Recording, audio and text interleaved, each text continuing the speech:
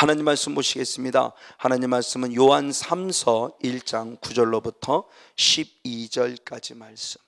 요한 3서 1장 9절로부터 12절까지 말씀 한 절씩 함께 합독하시도록 하겠습니다. 같이 합니다. 시작.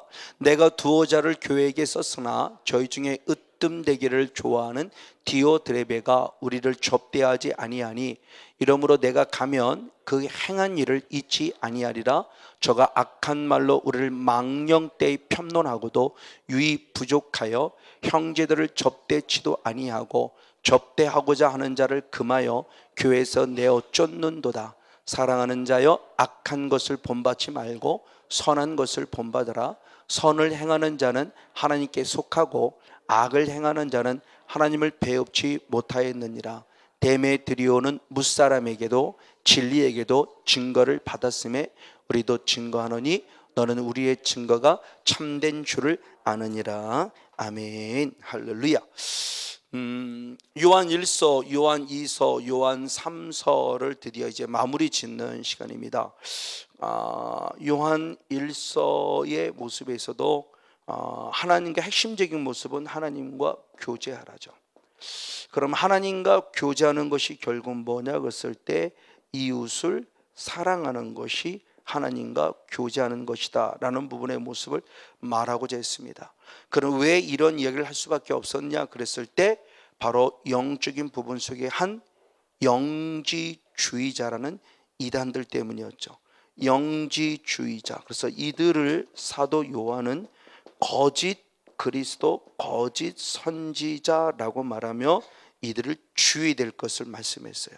그래서 사도 요한 1서를 통해서 크게 말할 때 하나님과의 교제 그리고 거짓 선지자에 대한 부분의 모습을 말했고, 이 부분의 모습을 축약시킨 것이 요한 2서라고 그랬죠. 역시 똑같은 모습으로서 하나님과의 교제 속에 이웃 사랑했고 영지주의자 거짓 선지자를 주의하라는 말을 요한 2서라는 한 장 안에 정확하게 말을 했습니다. 자, 요한 1서에서는 크게 수신자가 누구인가에 대해 확실히 밝히지 않았어요. 그리고 전체적인 맥락 속에서 우리들이 어떻게 살아갈 바를 말했단다면 요한 2서에서는 부녀와 자녀 그랬습니다. 수신자가 누구냐? 부녀와 자녀. 이 부녀와 자녀는 한 개인을 말하는 것이 아니고 조금 더 큰 포로 말할 때 아마 교회를 속칭하는 것이 있다라고 이렇게 본다고 그랬어요.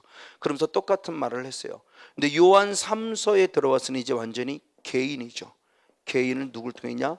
가이오라고 하는 개인에게 말합니다. 그러면서 가이오에게 중요한 말씀하셨죠. 요한 3서 1장 2절의 말씀에 내 영혼이 잘됨같이 내가 범사가 잘되고 강건하기를 원한다는 아주 중요한 기도. 우리의 예수님을 우리가 요한복음 3장 16절 말씀을 잘 알고 있듯이 또 한 부분에 잘 알고 있는 말씀이 요한 3서 1장 2절이에요. 내 영혼이 잘됨같이 내가 범사가 잘되고 강건하길 원한다는 거죠. 그럼 내 영혼이 잘 된다고 했을 때 이 영혼이 잘 되는 것이 우리가 일반적인 생각 속에 무슨 신비적인 개념 속에서 무슨 예언을 잘하고 환상을 보고 하는 우리가 이런 부분으로서의 영혼이 잘됨을 생각하고 있지만 오늘 사도 요한이 요한 3서를 통해서 말하고자 하는 것은 전혀 아니에요. 즉 무엇을 말하냐? 삶이에요. 영혼이 잘 됐다고 하는 것은 무엇을 통해 보느냐? 그의 삶. 성건용 목사라는 사람의 삶. 2009년 9월 달에 인격적인 성령님을 만나고 난 이후에 나의 삶. 이게 로마서 12장 1절이라고 그랬죠. 너희 몸을 하나님이 기뻐하는 거룩한 산 제사로 드려라. 이것이 너희들 영적 예배니라 그랬어요. 그 영적 예배는 모여주는 공동체 예배가 아니라 흩어진 삶의 예배. 오늘 모여져서 이 예배를 통하여 함께 교제했고 나누었고 하나님을 영광 돌렸으면 이제 가정에 돌아가서 나는 어떻게 살아야 되냐는 거예요. 내 직장에 가서 내가 어떻게 살아야 되는 겁니다. 또 아닌 예수 그리스도를 믿지 않는 사람과 어우러지는 그 공동체에 들어가서 나는 어떻게 살아야 되느냐는 거예요. 그러니까 예수를 믿는다는 것에 우리가 정말 잘 생각해야 되는 부분을 수없이 말씀을 드렸어요. 모여져서는 기가 막히게 예배를 드리는 것 같아요. 왜? 기도도 짱짱하죠. 뭐 아멘도 잘하죠. 정말 크게 하는데 집에만 돌아가면 엉망이에요. 부부싸움부터 시작해서 부모와의 갈등, 자녀와의 갈등, 성도와의 갈등, 이건 절대 아니라는 거죠. 내 영혼이 잘된 가치라는 게 무슨 뭐 환상을 보는 사람이 영혼이 잘된 거고, 무슨 뭐 주님의 음성을 듣는 사람이 영혼이 잘되는 거고, 무슨 뭐 귀신을 쫓아내면 영혼을 잘되는 거냐? 아니요. 그거를 갖다가 성경은 영혼이 잘된 사람이라고 말하지 않아요. 오히려 사도 바울은 그런 사람들 속에 있는 일부의 모습이지만 고린도 교회를 향해서 너희는 아직도 육에 속한 어린아이 신앙을 가진 사람을 따라가는 자란 말하며 그들을 책망해요. 아무리 환상을 보고 아무리 예언을 하고 아무리 통변을 하고 아무리 기가 막히게 방언을 해도 사랑이 없으면 울리는 꽹과리예요. 그러니까 영혼이 잘 되는 게 과연 뭐냐는 거예요. 성도도 알아요. 제가 페이스북을 통해서 만난 한 성도예요. 직분을 물어봤더니 그냥 성도래요. 집사도 아니고 성도래요. 언제부터 예수를 믿게 된지 뭔지는 모르겠어요. 근데 그분이 예수님을 정말 믿으면서 제가 경험한 변화라는 걸 경험한 겁니다. 그분은 뭐 성령 사역을 예수에 뭐 나타났다가 아니에요. 그분의 글에 의하면 철저히 그분은 말씀을 읽다가 한순간에 주님이 그를 변화시켜 주면서 요 근래 딸들이 그런다는 거죠. 우리 아빠가 이상해졌어 이거예요. 왜? 옛날 같으면 지적질하고 가르치던 아빠가 지금은 그냥 헤헤 웃으면서 사랑해라고 말한다고 딸들이 말하고 아내가 말하는 겁니다. 그분의 그 핵심이 변화, 즉 당신의 삶에서 삶이 된다고 했을 때 그런 글을 썼습니다. 자신의 옛 모습을 보는 거예요. 내가 옛날에는 죄를 습관적으로 짓더니 지금은 죄를 습관적으로 싸워 이긴다라는 자신의 영성의 상태를 글을 썼어요. 너무너무 큰 충격을 받았어요. 제가 죄 짓지 말라고 수없이 말씀을 드리죠. 근데 죄 짓지 말라는 게 결국 뭐냐? 영적 싸움이 실제로는 죄와의 싸움이라 그랬는데 그분의 고백입니다. 성도의 고백이에요. 목사님이 아니에요. 장로님도 아니에요. 그분의 고백이 뭐냐? 나는 죄를 습관적으로 짓던 사람이다. 근데 이제는 인격적인 선을 만나고 나니까 내가 죄와 습관적으로 싸워 승리하고 있다는 고백을 해요. 얼마나 멋지게 살아가는 삶입니까? 그렇다고 죄를 안 짓는다는 얘기는 아니죠. 저 여러분들에게 죄 짓지 말라고 말하지만 제가 죄를 짓지 아니함이 아니에요. 죄와 어제보다는 싸워가면서 어제보다는 오늘이 나아진 성화 거룩의 삶을 지금 살아가고 있는 거예요. 어제는 성질날 일이 오늘은 전혀 참았어요. 내일은 성질 자체가 안 나요. 오늘은 참았는데 내일은 그것 때문에 참는 단계를 뛰어넘어 그 자체가 성질이 안 나요. 어제까지는 성질 냈던 거 똑같은 환경 속에. 근데 오늘은 그걸 참았어요. 참았어요. 내일은 전혀 성질 날 일이 아니에요. 환경과 조건은 똑같아요. 변화되지 않았어요. 남편은 똑같아요. 어제나 오늘이나 똑같아요. 근데도 그렇게 화났던 내가 화가 나지 않는다는 거죠. 바로 이 모습. 이게 삶이라는 부분이에요. 특별히 가요를 통해서 영혼이 잘 됐다는 삶은 뭐냐? 하나님의 사람을 영접했다는 거예요. 하나님의 사람을 영접했어요. 나그네를 영접했어요. 오늘날 말하면 파송 선교사님들, 목사는 한 교회에 이렇게 정착되는 고정되어 있는 거죠. 근데 파송 선교사는 계속 이 교회 저 교회를 계속 돌아다니면서 복음을 전하는 자들이죠. 바로 그들의 모습을 영접하고 환영하고 바로 그들을 접대했을 때 그것이 영혼이 잘됨 가치라고 그래서 사도 요한의 영성은 끊임없이 뭘 얘기하느냐? 이웃을 사랑하라. 하나님을 사랑한다는 건 무엇이냐? 이웃사랑이다. 이웃사랑이다. 이웃사랑이다 라는 모습을 통해서 바로 우리가 가요의 영성으로 맞다 이 모습. 그래서 저도 여러분들에게 계속 말씀을 드리죠. 삶이라는 부분 속에서 그게 남편이든 아내든 그게 부모님이든 자녀든 정말 하나님을 사랑하기 때문에 이웃을 사랑한다라고는 그 열매를 맺는 자가 되어야 된다. 아무리 기도를 열심히 하고 아무리 철야를 하고 아무리 40일 금식기도 하고 그래도 아직도 이웃 사랑하지 못하고 아직도 내 안에 분노가 있고 아직도 내 안에 감정적인 부분 속에서 메어져 있단다면 성경은 분명히 말합니다. 그 신앙은 거짓이라는 거예요. 근데 우리는 그걸 거짓이라고 그동안 생각을 안 해왔다는 거죠. 이게 오늘날 우리들의 삶의 문제였던 부분, 바로 이런 부분을 통해서 내 남편, 내 아내, 내 부모님, 나의 자녀, 하나님 주신 선물들이죠. 그리고 더 나아가 교회라는 공동체에서는 목회자와 성도, 그리고 더 나아가 바로 세상이라는 땅 끝까지 갔을 때는 불신자에 이르기까지 앞으로 주님이 구원하실 예비된 하나님의 자녀들이기 때문에 우린 그리스도의 사랑의 향기를 펼쳐나가는 그런 영적인 주인을 소원하면서 우리가 지지난주의 말씀을 통해서 함께 나누었습니다.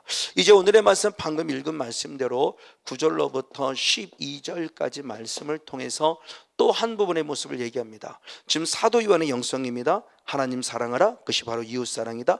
그리고 거짓 선지자를 멀리하라, 주의하라. 지금 이거예요. 근데 그 거짓 선자의 대표적인 바로 오늘 두 본문에 나온 주인공이 누구냐? 자, 요한 3서 1장 한번 9절 말씀을 보겠습니다. 요한 3서 1장 9절입니다. 시작. 내가 두어 자를 교회에게 썼으나 저희 중에 으뜸되기를 좋아하는 디오드레베가 우리를 접대하지 아니했다라고 말합니다. 자, 앞절의 말씀에서는 하나님 사랑, 이웃 사랑의 대표적인 인물로 가유라는 이름을 적었어요. 두 번째 모습은 개인적인 모습 가운데서 디오드레베라는 사람의 이름을 거명하면서 대표적인 거짓 선지자, 즉 모르겠어요. 성경적으로 보면 거짓 선지자라는 단어 나와있지 않지만 결국 교회를 흐트러뜨리는 한 사람이에요. 디오드레베라는 사람을 이야기합니다. 디오드레베라는 사람인데 이 디오드레베라는 사람이 누구냐 그랬을 때 성경 그렇게 말합니다. 자, 저희 중에 무엇하기를 좋아하는 자다, 으뜸되기를 좋아하는 자다 그랬어요. 으뜸되기를 좋아하는 자. 우리 개역 성경이나 모르는 것은 으뜸되기를 좋아하는 자라고 말했는데 이걸 쉬운 성경이나 현대어 성경에서는 또 다른 것도 우리가 이해하기 쉽게 말씀했습니다. 쉬운 성경과 현대어 성경을 또 한 번 더 보도록 하겠습니다. 쉬운 성경과 현대어 성경, 네, 같이 한번 읽겠습니다. 쉬운 성경 있습니다. 시작. 나는 이러한 내용의 편지를 먼저 교회 앞으로 보냈습니다. 그러나 디오드레베가 우리 말을 들으려고도 하지 않고 충고도 받아들이지 않았습니다. 그것은 디오드레베 자신이 그 교회 우두머리가 되고자 하는 마음 때문입니다. 이 으뜸이 결국 뭐냐? 우두머리, 자기가 머리가 되겠다는 거예요. 그러니까 진짜 디오드레베가 교회에서 어떤 위치에 있는 걸 볼 수 있어요? 현대어 성경 역시 봅니다. 역시 밑으로 한번 쭉 내려와서 한번 후반절을 보겠습니다. 저 뒤로서 자, 그러나부터 읽겠습니다. 시작. 그러나 그리스도인들의 지도자로 자처하면서 자기를 다른 사람들 앞에 내세기를 좋아하는 교만에 찬 디오드레베가 나의 권위도 인정하지 않고 충고도 받아들이지 않았다. 자, 으뜸되는 것이 뭐냐에 대한 부분의 모습을 좀 더 쉽게 표현한 거예요. 우두머리라고 그랬어요. 자, 맞아요. 교회 분명히 지도자예요. 교회 지도자인데 그 자기들을 자처하면서 다른 사람들 앞에 자기를 내세우기를 좋아했어요. 그것을 무엇한다라고 그랬다? 교만한 자라고 표현했어요. 그러니까 으뜸됐다는 것은 우두머리였다는 것이고, 우두머리였다는 것은 자기 스스로 자기를 자꾸 세워가요. 다른 사람들 앞에서 내 자신의 모습을 자꾸 세워가기를 좋아하는 자인데 그 사람이 누구냐? 교만한 자라고 말합니다. 자, 가유하고는 전혀 차원이 달라요. 가유하고는 지금 디오드레베가 어떤 사람인가에 대한 부분을 얘기를 합니다. 교회 지도자예요. 근데 교회 지도자인데 그가 우두머리가 되려고 하고 있고 자기가 최고의 모습에 서 있는다라고 말하며 자기 스스로를 자꾸 세워가는 자인데 그 사람을 누구로 하느냐? 교만한 자라고 현대 성경은 해석하고 있어요. 즉 디오드레베는 누구냐 했을 때 교회 지도자예요. 분명히 한 가이오가 속한 교회에서의 지도자, 오늘날 말하면 목회자일 것 같은 생각은 들어요. 장로라고 직접 표현은 안 했지만 분명히 교회 속에서 꽤 영향력을 가진 사람이 디오드레베라는 사람이에요. 그 디오드레베라는 사람의 모습을 지금 우리에게 말씀해 주고 있습니다. 그런데 반면에 성경은 머리는 누구냐고 그랬냐? 예수님만이 머리라고 그랬어요. 그 대표적인 말씀을 기록한 게 고린도전서 11장 3절의 말씀을 봅니다. 고린도전서 11장 3절. 네, 한번 같이 있습니다. 시작. 그러나 나는 너희가 알기를 원하느니 각 남자의 머리는 그리스도요 여자의 머리는 남자요 그리스도의 머리는 누구다? 하나님이시라. 자, 사도 바울이 고린도라는 교회 안에서 가정의 질서, 교회의 질서를 얘기했을 때 여자의 머리를 누구라고 그런다? 남자. 남자의 머리를 누구라고 그런다? 그리스도. 그리스도의 머리를 누구라고 그런다? 하나님. 그러니까 하나님이 원하시는 영적인 질서를 얘기한 거예요. 그러니까 여자를 무시하는 게 아니에요. 성경에서 이루어진 하나의 질서 속에서 하나님이 가정이라는 질서를 세워감 속에서 여자의 머리는 남자고 남자의 머리는 그리스도이고 그리스도의 머리는 하나님이라 말하며, 분명히 우리의 진정한 머리는 디오드레베도 아니고 성원영 목사도 아니고 오늘날 교회 담임 목사도 아니고 오직 교회의 머리는 누구이다? 예수님 뿐이시다. 하나님 뿐이시다. 이 정체성이 확실히 된다는 거예요. 이 정체성에 서지 않으면 알지 못하는 뜻모르 내가 의도하지 않은 영적 갑질을 하는 거예요. 목사 말을 안 이렇게 나와. 이게 맞아요. 목사님 말은 사실은 안 돼도 돼요. 하나님을 신뢰하는 자는 당연히 목회자를 신뢰하니까. 그래서 열왕기하 20장 20절의 말씀에 하나님을 신뢰하라 저가 견고할 것이요 선지자를 신뢰하라 저가 형통하리라. 그러니까 하나님을 정확하게 신뢰하는 자는 아무리 그 목회자가 때로는 부족함이 있고 연약함이 있어도 당연히 목회자를 신뢰해요. 근데 결국 목회자를 신뢰하지 못한다는 것은 내 안에 하나님을 향한 신뢰가 없다는 거예요. 그러니까 정말 목회자를 신뢰하러 가르치는 것이 아니라 하나님을 신뢰하러 가르친다면 당연히 그 성도님은 그 목회자를 신뢰할 수밖에 없어요. 근데 성건영 목사 하나님을 쏙 빼버리고 나를 신뢰하라고 말하면, 나를 따르라고 말하면, 내가 고쳐줄게로 말하면 나는 타락하는 자라는 거죠. 그러니까 이 영성에 대한 부분의 모습이 의외로 이단을 중심으로 해서 많은 교회 속에 퍼지고 있다는 거죠. 너무너무 안타까운 부분이에요. 우리가 이 부분의 모습을 오늘 놓치면서 목회를 하고 있고 놓치면서 성도들이 이렇게 살아가요. 사람에 매이는 겁니다. 이게 바로 혼에 매이는 솔타예요. 사람의 성건용 목사에 매여요. 그래서 어느 교회를 집회를 갔어요. 저는 이제 그렇게 하고 이제 왔어요. 근데 어떤 분이 나중에 와서 얘기를 하는 겁니다. 제가 기도 가면 그 다음에 가가지고 계속 따라붙어서 뭔가 이렇게 해요. 저는 몰라도 예언을 하는 거래요. 그래서 어느 성도가 그러더래요. 너는 나를 떠나지 말라. 네가 여기가 네 은혜를 받는 곳이다. 너는 다른 곳에 가지 말라. 그러니까 성건영 목사라는 사람이 지나가면서 그런지 뭔지는 모르지만, 그분의 성향 그런지 모르지만 다른 데로 가지 말고 자기 밑에서 자기한테만 은혜를 받으라는 얘기예요. 그것도 누구의? 목사님에게. 목사님에게 하는 얘기예요. 성도 같으면 또 뭐 혹시라도 그럴 수 있다면, 목회자가 성도를 얘기하면서 이게 뭐예요? 그러는 거예요. 그 이야기를 들은 목사님이 저에게 와서, 목사님이 지나고 났더니 그 목사님이 자기한테 예언한다고 예언하면서 그렇게 하더라는 거예요. 너는 나를 떠나서는 살 수 없다. 그런 식으로 가면서 나를 떠나지 말라라고 한다는 거예요. 이게 과연 뭘까? 그건 그 목사님의 욕심이 들어간 거죠. 하나님의 마음이 아니라는 거죠. 하나님을 떠나면 못 살지 성건영 목사를 떠나서는 얼마든지 살 수 있어요. 하나님을 떠나지 말아야 되는 거죠. 그러니까 이 부분 속에서 중요한데, 지금 디오드레베는 그렇지 않다는 거예요. 자기가 최고의 지도자예요. 머리예요. 아니요, 우리의 머리는 오직 예수 그리스도 한 분뿐이십니다. 그분만을 머리로 삼아야 되고, 그분만을 저희들이 바라보면서 그분을 통해 세워진 주의 사자를 신뢰하고 그를 사랑하고 존경해야 되는 거죠. 그럴 때 내 영혼이 견고해지고 내 영혼이 형통해진다고 성경이 말씀하고 있는 부분이다. 맞습니다. 이런 부분의 모습이요. 자, 분명히 하나님이 머리라고 그러셨는데도 불구하고 나를 머리라고 하는 자는 그럼 누구냐는 거예요. 이분의 모습이 결국 뭐냐? 사단의 성향을 가진 대표적인 모습입니다. 나만을 사랑하라고 말하면, 나를 따르라고 말하는 바로 이런 자들의 모습, 이것이 바로 거짓 선지자의 대표적인 성향에 대한 모습을 수없이 말씀을 드렸죠. 그러면서 이들의 존재는 결국 누구냐? 이게 바로 이 모습 안에서 사단의 성향이 내 안에 있음을 봐요. 다시 말하면 사단이라는 존재가 누구냐는 거예요. 자, 그 대표적인 모습이 사단의 성향을 잘 드러낸 사람이 누구냐? 두로 왕과 바벨론 왕입니다. 그것을 설명한 것이 에스겔서 28장 2절 대표적으로 보겠습니다. 에스겔서 28장 2절 한 절 말씀을 같이 한번 읽습니다. 시작. 인자의 너는 두로 왕에게 이르기를 주 여호와의 말씀에 네 마음이 교만하여 말하여 나는 신이라 내가 하나님의 자리 곧 바다 중심에 앉았다 하도다. 네 마음이 하나님의 마음 같은 채 할지라도 너는 사람이요 신이 아니다. 하나님의 에스겔 선자를 통해서 좀 두로 왕을 책망합니다.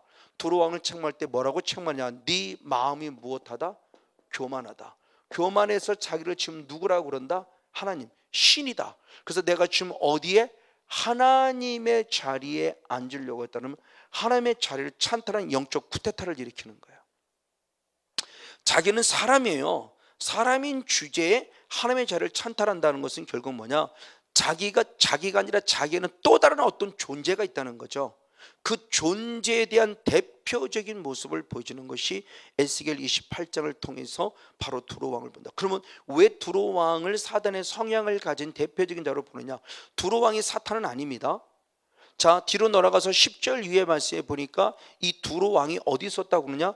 에덴 동산에 있었다고 그래요. 그럼 두로 왕이 에덴 동산에 있는 것은 아니잖아요. 그러니까 두로 왕에 있었던 또 다른 어떤 본질 속에서 그와 함께 했던 또 다른 어떤 존재의 모습이죠. 에덴 동산에 있던 천사의 존재죠. 그 부분의 모습에서 그것이 타락한 천사, 범죄한 천사니 그 범죄한 천사가 바로 누구다? 사단이다. 그래서 두로 왕을 통해서 사단의 성향을 보는데 그는 누구다? 교만이에요. 그럼 성건용 목사가 교만하다 그런다면은 제 안에 결국 지금 누가 일하고 있다는 거예요? 사단이. 똑같은 모습이 바벨론 왕을 통해서 보여집니다. 이사야 14장 13절 14절 두 절 말씀을 같이 봅니다. 역시 한번 보겠습니다. 시작. 내가 내 마음에 이르기를 내가 하늘에 올라 하늘의 뭇별 위에 나의 보좌를 높이리라. 내가 북북 지폐 산 위에 좌정하리라. 가장 높은 구름에 올라 지극히 높은 자와 피기를 하도다. 아멘. 자, 바벨론 왕이 하는 얘기입니다. 내가 하늘의 높은 곳에 올라가 내가 그 자리에 좌정할지인데 그것은 결국 누구냐? 가장 높은 자와 높은 자가 누구예요? 하나님과 지금 무엇 하려고 그러는 거예요? 비길이라고 말하며 하나님과 동등됨을 여기려고 하고 있어요. 하나님의 아들인 예수님마저도 하나님과 동등됨을 원하지 않으셨는데 피조물인 주제에 피조물이 창조주와 동등되다고 말하며 자기를 교만히 여겨 하나님께 비기려고 하는 성향, 이 성향이 사탄의 성향인 거죠. 그래서 대표적으로 성경에서는 두로 왕과 바로 바벨론 왕, 그래서 모든 신학자들이 거의 대부분의 모습이 사단에 대한 대표적인 성향의 모습을 에스겔서 28장 2절과 이사야 14장 13절 14절에 지금 찾고 있죠. 대표적인 모습이에요. 자, 이 모습은 지금 우리에게 대단히 의미심장한 영적인 메시지를 줍니다. 결국 사단이 교만하다는 것은 결국 뭐냐? 단순히 교만으로 끝나면 이 교만의 근원은 결국 뭐냐? 욕심이라는 거예요. 욕심입니다. 피조물이 창조주가 되겠다는 욕심을 부리는 거예요. 천사가 하나님이 되겠다는 욕심을 부리는 겁니다. 그 욕심에 대한 모습 속에 지금 말씀하고 있으니 사단의 대표적인 또 다른 성향이 뭐냐? 예수님이 친히 말씀하시니 요한복음 8장 44절 너희는 너희 아비 마귀에게서 났으니 너희 아비의 욕심을 너희도 행하고자 한다. 그러니까 너희 아비 마귀입니다. 지금 너의 아비, 지금 예수를 믿는다는 유대인들에게 하는 얘기예요. 예수를 믿는다는 유대인들 때 네 아비는 마귀야. 네 아비는 마귀인데 네 아비 마귀는 결국 무엇을 하냐? 네 아비와 똑같이 너는 지금 무엇을 부리고 있다는 거예요? 욕심을 부리고 있다는 거예요. 성건용 목사가 욕심을 부리고 있어요. 그래서 저는 교회 부흥 누구보다 원합니다. 저도 주께 간절히 기도합니다. 그러나 혹시라도 교회 부흥이 내 욕심은 아닌가? 다시 말하면 욕심은 뭐예요? 내 분량 이상의 것이거든요. 나는 이만큼인데 이만큼에 감사하지 못하고 자꾸 욕심을 부리는 거예요. 한 달란트에 한 달란트 주신 것만 해도 감사해야 되는데 한 달란트 주신 것에 감사하는 거 끈이 둘을 원하고 다섯을 원하는 거죠. 한 달로 주신 것에 감사 최선을 다했더니 하나의 열매를 맺으니까 주님이 그 다음에 두 개의 달란트로 나를 상승시켜주고 자라게 되는 건데 주신 것마저 감당하지 못하면서 두 개를 달라고 그래요. 이게 잘못된 거죠. 그래서 로마서 12장 3절 말씀에 네 분량 이상, 네 믿음의 분량 이상의 것을 욕심 부리지 말라고 그랬어요. 그러니까 주신 것에 감사해야 되는데 주신 것은 감사하지 못하고 자꾸 욕심을 부려요. 부족하지만 저희는 이만큼 여러분들을 보내주신 것만 해도 감사하다는 거예요. 정말 정말 감사해요. 그걸 감사로 알고 오늘에게 주어진 시간에 최선을 다하는 그런 신실한 목사가 되어 주님이 조금 더서 지키 작은 일에 충성하였음에 라고 말하면 조금 더 주님이 많은 것으로 공급해주는 은혜를 얻는 것이지 처음부터 많아지는 게 아니죠. 바로 그 모습입니다. 바로 분명히 말하고 있어요. 그러니까 사단의 성향의 지금 대표적인 모습을 봤을 때 주님이 지금 하신 말씀 맞습니다. 근데 이 욕심이 결국을 어떻게 만드느냐, 야고보서는 그렇게 말했습니다. 야고보서 1장 14절 15절 2절 말씀, 욕심이 있습니다. 시작. 오직 각 사람이 시험을 받는 것은 자기 욕심에 끌려 미혹 때문이 아멘. 욕심이 잉태한 즉 죄를 낳고 죄가 장성한 즉 사망을 낳느니라. 할렐루야. 자, 우리가 시험을 받습니다. 시험을 받는 것은 결국 무엇 때문에요? 욕심 때문에 그래요. 욕심을 통한 미혹을 받았기 때문에 내가 시험을 받는다는 거죠. 그 욕심을 통해서 결국 내가 뭐를 낳냐? 죄를 낳고 죄가 장성한 즉 결국 무엇을 낳아요? 사망. 그러니까 욕심은 결국 지금 끝내 우리에게 뭐를 갖다 주냐? 사망이라는 거예요. 지옥이라는 겁니다. 욕심의 결과가 사망이에요. 그래서 시편 말씀, 시편 106편 14절 15절의 말씀에도 네가 욕심을 부린 즉 내 영혼이 피폐해졌다고 그래요. 욕심을 부려서 얻을 것 다 얻어냈어요. 다시 말하면 하나님이 주셨다는 거예요. 아니에요. 그래도 계속 욕심을 부린다. 아니야. 너도 계속 욕심을 부려. 그랬더니 주님이 알았어. 그러면 탁 하고 줬어요. 줬더니 그것을 얻고 할렐루야 감사하고 좋아지고 영성이 좋아지냐? 아니요. 영혼에도 피폐해졌어요. 더구나 영적인 세계는 더더욱 그래요. 영적인 세계 경험도 자꾸 욕심 부리지 마세요. 주신 만큼을 감사하세요. 그리고 조금씩 더 풍성하고 풍요로워지려는 한 걸음 한 걸음의 걸음을 걸어가야 돼요. 한꺼번에 뭔가 확 아니요. 절대 욕심 부리면 안 돼요. 영의 세계나 모든 나의 삶 속에서나 오늘에 감사할 줄 알아야지. 이만큼 주신 것에 감사할 줄 알아야 그 다음 단계로 나가는데 잘못된 욕심을 부리면 결국 내 영혼이 피폐해지고 그 영혼의 욕심이 죄가 되고 죄가 장성하지 사망을 당하는 시험 받는 자가 된다는 모습은 너무너무 중요해요. 그럼 이 욕심의 모습은 어떤 욕심들이냐 그랬을 때 바로 중요한 모습입니다. 요한일서 2장 15절 말씀 16절 2절 말씀을 봅니다. 요한일서 2장 15절 16절 같이 있습니다. 시작. 이 세상이나 세상에 있는 것들을 사랑치 말라. 누구든지 세상을 사랑하면 아버지의 사랑이 그 속에 있지 아니하니 이는 세상에 있는 모든 것이 육신의 종료, 안목의 종료, 이생의 자랑이니 아버지를 쫓아온 것이 아니요 세상을 쫓아온 것이다 그랬어요. 자, 이 욕심이라는 존재가 어디서 왔냐? 세상으로부터 왔는데 세상으로 온 그것 중에서 무슨 욕심이 있냐? 육신의 종료, 안목의 종료, 이생의 자랑이라는 바로 잘못된 욕심의 부분의 모습을 철저하게 말하면서 이 세상으로부터는 이 세상을 사랑하지 말라 그랬어요. 그럼 육신의 종료, 안목의 종료, 이생의 자랑, 이 욕심이 근원이 어디냐는 거예요. 근원이. 그걸 야고보 사도는 그렇게 말했습니다. 야고보 3장 14절 15절의 말씀. 네, 같이 한번 보겠습니다. 시작. 그러나 너희 마음속에 독한 시기와 다툼이 있으면 자랑하지 말라. 진리를 거스려 거짓하지 말라. 이러한 지혜는 위로부터 내려온 것이 아니요 세상적이고 정욕적이고 마귀적이다. 아멘. 자, 이 세상을 사랑하지 말라. 왜? 이 세상은 욕심을 주는데 육신의 종료, 안목의 종료, 이생의 자랑을 준다. 이것은 아버지로부터 온 것이 아니라 세상으로부터. 그럼 이 세상은 어디로부터 왔냐? 세상적이고 정욕적이고 어디다? 마귀로부터다.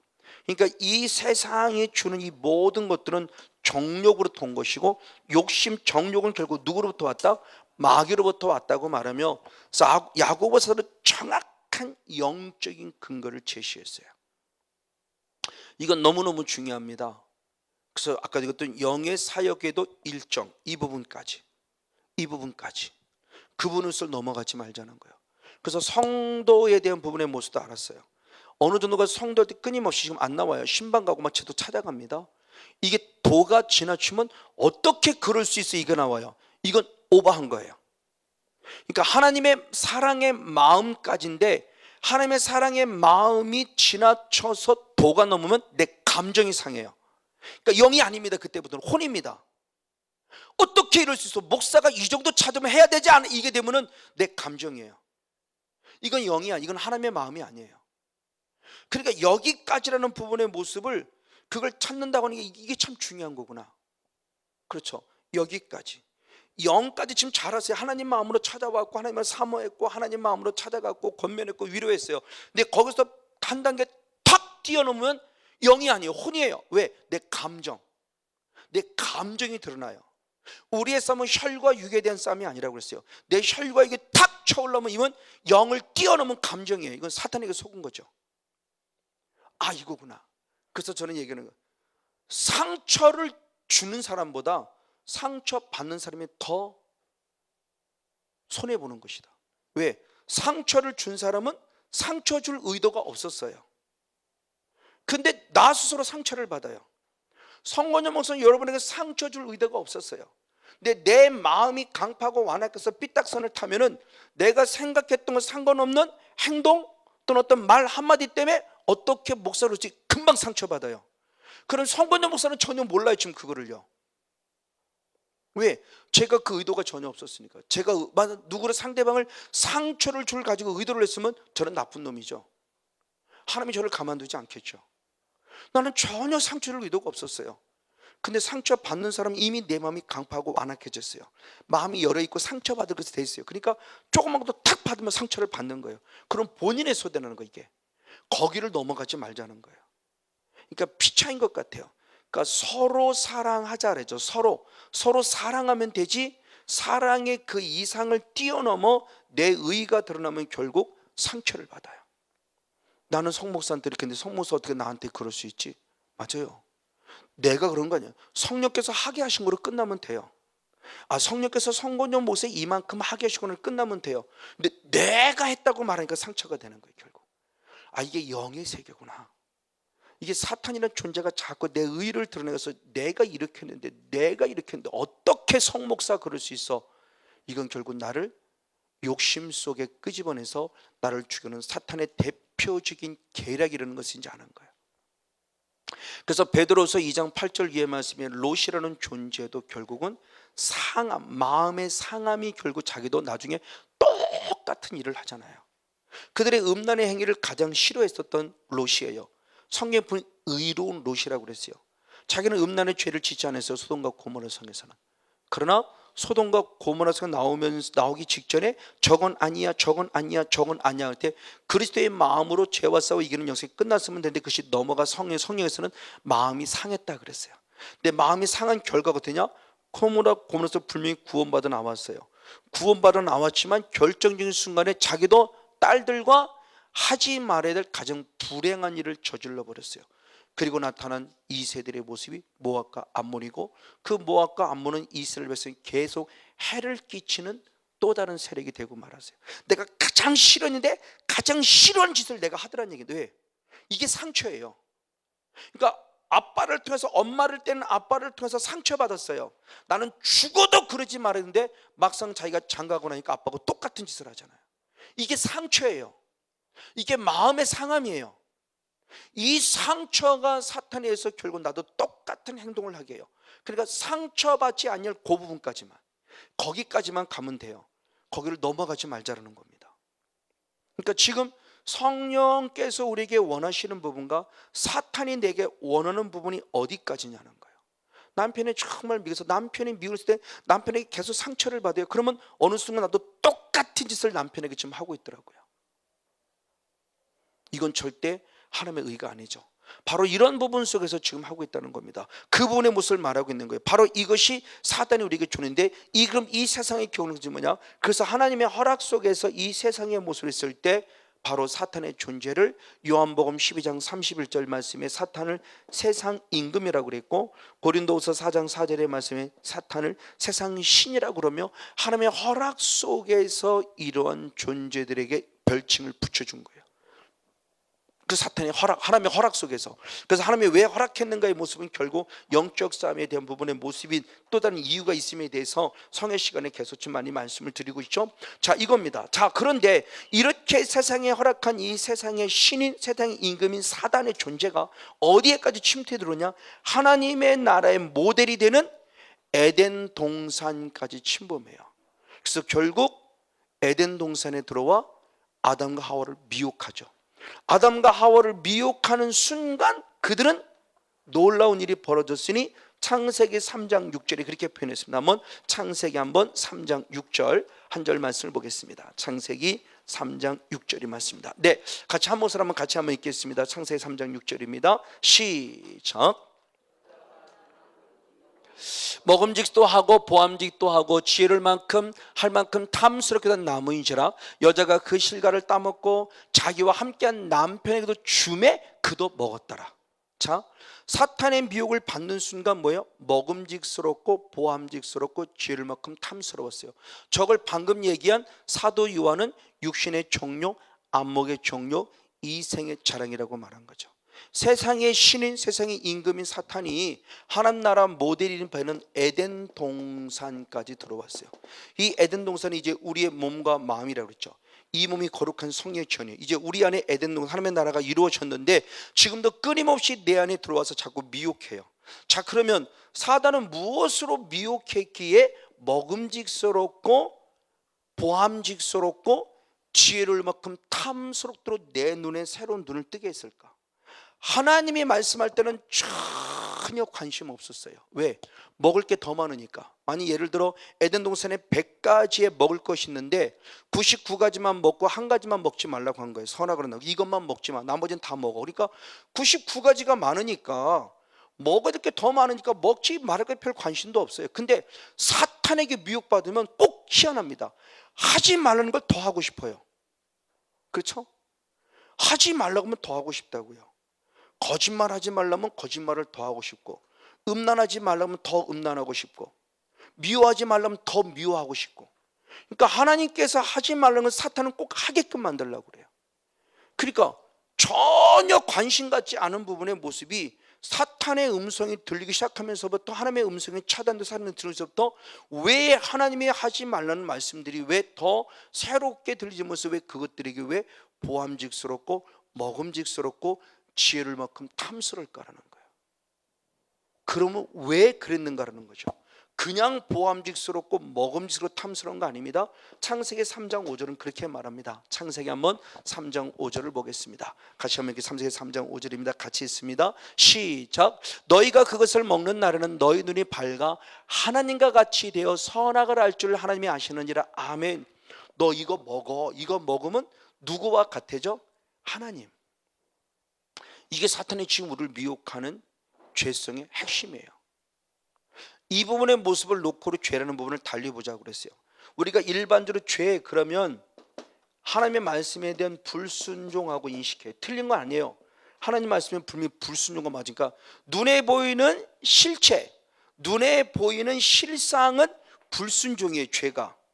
근데 하나님이 원하시는 것은 실체를 보는 게 아니라 본질을 보기, 원리를 보라는 겁니다. 왜 그러면 불순종했지라고 하는 이면이 있다는 거지. 그 이면, 이 원리를 볼 줄 알아야 영적인 눈이 조금 더 열다고 볼 수 있어요. 그냥 행위적으로 단순히 불순종한 거예요.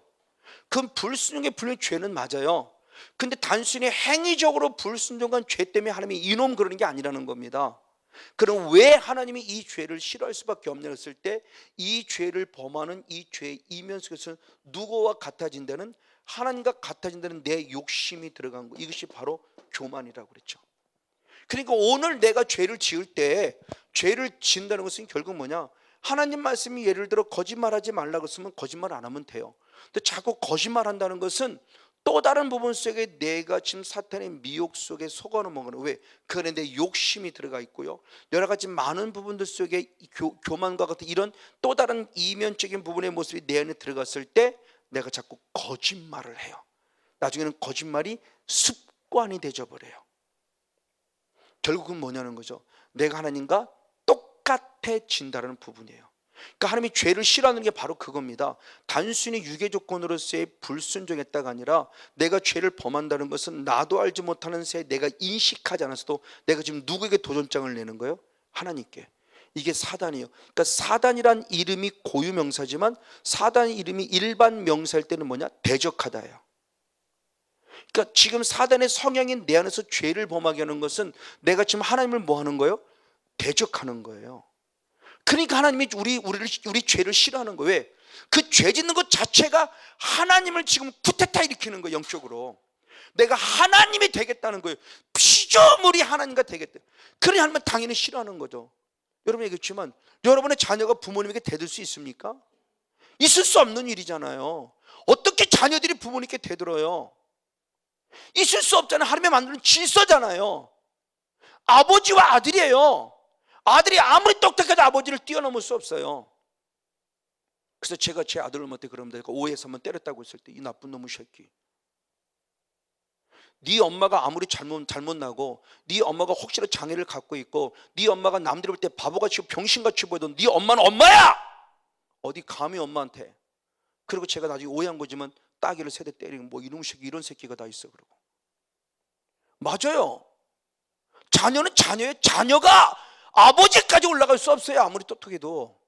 우리는 하나님의 자녀예요.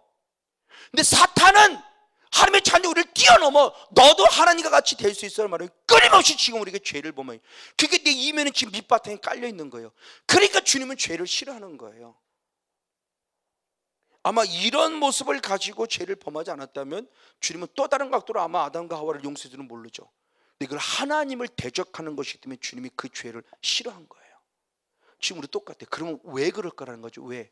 사도 바울은 그걸 발견했다는 거죠. 로마서 7장 19절로부터 말씀을 봅니다. 19절로부터 21절까지. 로마서 7장 19절로부터 21절 시작. 내가 원하는 바 선은 하지 아니하고 도리어 원치 않은 바 악은 행하는도다. 만일 내가 원치 않은 그것을 하면 이를 행하는 자가 내가 아니요 내 속에 거하는 죄니라. 그러면 내가 한 법을 깨달았노니 곧 선을 행하기 원하는 나에게 악이 함께 있는 것이요. 저는 저 말씀을 보면서 저 말씀이 다시 새롭게 정말 영적인 세계 속에 새롭게 느껴지는 거예요. 누구든지 하나님의 형상을 따라 지음받았기 때문에 선을 행하기 원해요. 근데 선을 행하기 원하는데 선은 행하지 않고 반대로 내가 원하지 않은 악을 행하고 있다는 거예요. 이거 왜 그러지? 그러고 봤더니 악을 행하는 게 내가 아니라 내 안에 있는 뭐가? 죄가 악을 범하게 되는 거죠. 저기서 말하는 죄는 단순히 행위적인 죄나 생각을 품는 죄가 아니라 죄짓게 만드는 어떤 존재를 얘기하는 거죠. 죄짓게 만드는 존재가 나를 죄짓게 하더라는 거예요. 그래서 깨달은 겁니다. 선을 행하기 원하는 내 안에 선만 있는 것이 아니라 반대로 무엇도 있다? 악을 범한 악이 있구나. 그러니까 창세기 1장 2장까지는 순수하게 선만 있었어요. 근데 3장에 사탄이란 존재가 등장하면서부터 사탄의 미혹을 받아 하나님께 대적하여 죄를 범하는 순간부터 이제는 내 안에 무엇도 같이 공존하고 있다? 악이 같이 공존하고 있다는 거죠. 그러니까 내가 생각해도 가장 싫은 짓인데 해요. 하지 말아야지 그런데 해요. 제가 그 한계를 느낀 게 언제냐? 물론 30대 후반에 젊은 때는 했지만 부목사 했을 때입니다. 부목사 했을 때 정말 힘겨운 시간을 지냈어요. 제가 어느 날부터 집에 들어와서 짜증을 내고요, 아이들이나 집사람에게는 정말 하지 못할 말이나 막 이런 것들을 하고 있는 거예요. 제가 생각해도 제가 한심해요. 하지 말아야지 그럽니다. 그리고 하루를 시작하면서 결단하면서 나갑니다. 부교체 생활을 나갑니다. 아침 일찍부터 밤늦게까지 이제 일하고 들어옵니다. 그리고 들어갈 때 얘기합니다. 나는 절대 화내지 말아야지. 그런데 희한해요. 문만 열고 딱 들어가면 짜증나요. 이게 지금 영의 비밀을 지금 알았다면, 그러니까 결국 그 집터 자체가, 방 자체가 아주 고가오기면서 아주 오래전부터 그런 모습에 저는 뭔가 영적인 부분이 있었던데 그걸 나는 전혀 몰랐던 거죠. 속으로는 화내지 말아야지, 아내한테 잘해야지 그러는데 왜 문만 열고 들어가면 알지 못하는 짜증이 막 오냐고요. 정말 이걸 지금 내가 그걸 알았다면, 근데 그때는 그걸 몰랐어요. 하지 말아야지만 반복했지 집사람이나 아이들에게 또 막내 같은 29살 되는 애들이 정말 엄청나게 때렸어요. 제가 지금 같았으면 아마 저 고발당했으면 저 경찰서 갔을 거예요. 무지막지하게 때렸으니까요. 그게 저의 모습이었어요. 이 말씀을 적용시키면 저 분명히 부목사였습니다. 부목사였음에도 불구하고 제 안에 성령만 계신 것이요. 누가? 악. 근데 그 악을 나는 하기 싫었어요. 악을 하기 싫은데 내가 악한 짓을 하고 있더라고요. 그러니까 내가 아니라 내 속에 있는 뭐가? 죄가, 죄성이. 그 죄성이 그건 누구예요? 마귀가. 이거였구나.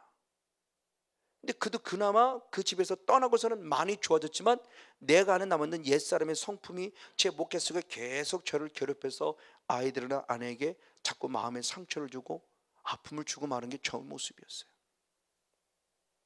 나중에 물론 아들 앞에 무릎 꿇고 용서를 구했지만 용서는 구했는데 행동이 바뀌었냐? 행동은 안 바뀌었어요. 정말 이 은혜 있고 나서야 내가 나의 모르는 또 다른 나의 모습을 발견하면 성령의 인도를 받고 이끄심을 받고 지금 살아가고 있지, 제가 그렇게 살아왔던 사람의 대표적인 한 모습이에요.